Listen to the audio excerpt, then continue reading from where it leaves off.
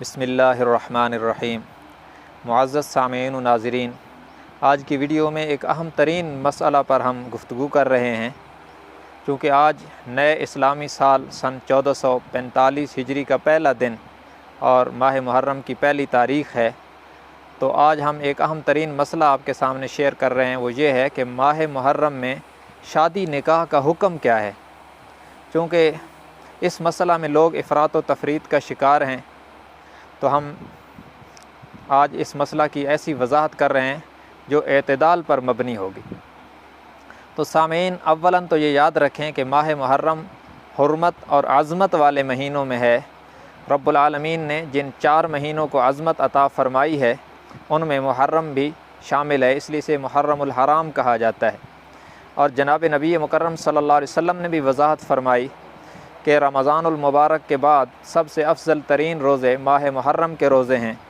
علماء کرام نے لکھا، محدثین کی یہ رائے ہے کہ محرم کے صرف روزے افضل نہیں بلکہ دیگر عبادات بھی افضل ہیں، چونکہ یہ فضیلت اور عظمت کا مہینہ ہے۔ تو یاد رکھیں، عظمت کے مہینے میں نکاح وہ بھی عظمت کا باعث ہے، چونکہ نکاح عبادت ہے۔ آپ صلی اللہ علیہ وسلم نے فرمایا، النکاح من سنتی، نکاح میری سنت میں سے ہے۔ تو عظمت والے مہینوں میں جیسے دیگر عبادات کا ثواب زیادہ ہوتا ہے، تو نکاح والی عبادت کا ثواب بھی زیادہ ہوگا۔ نمبر 2، بعض لوگ ماہ محرم کو منحوس سمجھتے ہیں، معاذ اللہ۔ یہ بہت خطرناک اور غلط نظریہ ہے۔ ماہ محرم منحوس نہیں بلکہ مبارک ہے، اور بعض لوگ یہ سمجھتے ہیں کہ چونکہ اس میں حضرت حسین رضی اللہ تعالیٰ عنہ شہید ہوئے، اس لیے یہ منحوس ہے۔ تو یاد رکھیں، ہمارے ہاں شہادت سعادت ہے، شقاوت نہیں ہے۔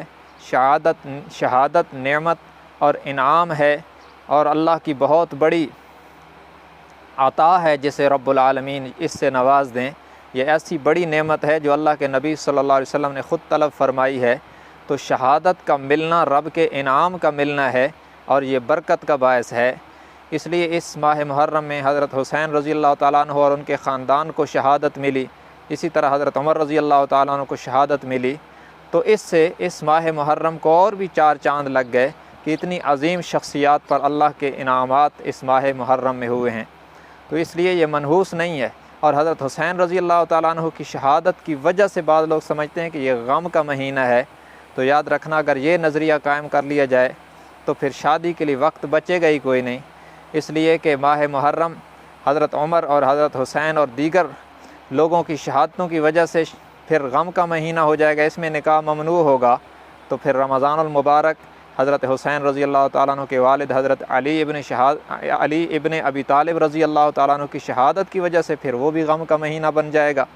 اسی طرح شوال، جس میں آپ صلی اللہ علیہ وسلم کے 70 صحابہ شہید ہوئے، اور اس میں آپ صلی اللہ علیہ وسلم کے چچا حضرت حمزہ شہید ہوئے احد کے میدان میں، جن کے ناک کان کاٹ دیے گئے اور ٹکڑے کر دیے گئے، اور جن کی شہادت نے حضور علیہ السلام کو ایسا رلایا کہ اللہ کو تسلی دینا پڑی، پھر اس میں بھی نکاح ممنوع ہو جائے گا، وہ بھی غم کا مہینہ ہو جائے گا۔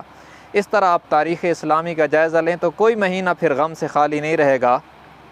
اور پھر کیا ہوگا؟ پھر نکاح تو رہے گا نہیں، پھر رافضیوں والا مدعا ہی رہ جائے گا۔ اس لیے میرے بھائیوں، نکاح سال کے 12 مہینوں کے ہر دن میں عبادت ہے، سنت ہے، جائز ہے، اور افضل مہینوں میں باعث ثواب ہے۔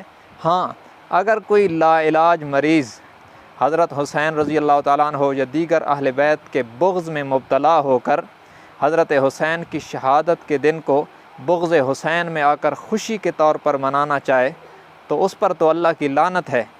وہ اسی طرح ممنوع ہوگا، وہ اسی طرح قابل لعنت کام ہوگا جس طرح لوگ 18 ذی الحج کو حضرت عثمان کی شہادت کے دن کو عید غدیر کے طور پر مناتے ہیں، اور محبت علی کا لیبل لگا کر بغض عثمان کا اظہار کرتے ہیں، جس طرح وہ ملعون ہیں۔ اسی طرح حضرت حسین رضی اللہ تعالیٰ عنہ کی شہادت کے اس دن کو بغض حسین میں آ کر خوشی منانے والا بھی ملعون ہوگا۔ اوورحال سال کے کسی دن بھی شادی ممنوع نہیں ہے۔ اللہ تبارک و تعالی ہمیں سنت کے مطابق نکاح کرنے کی توفیق عطا فرمائے۔ وآخر دعوانا ان الحمد للہ رب العالمین۔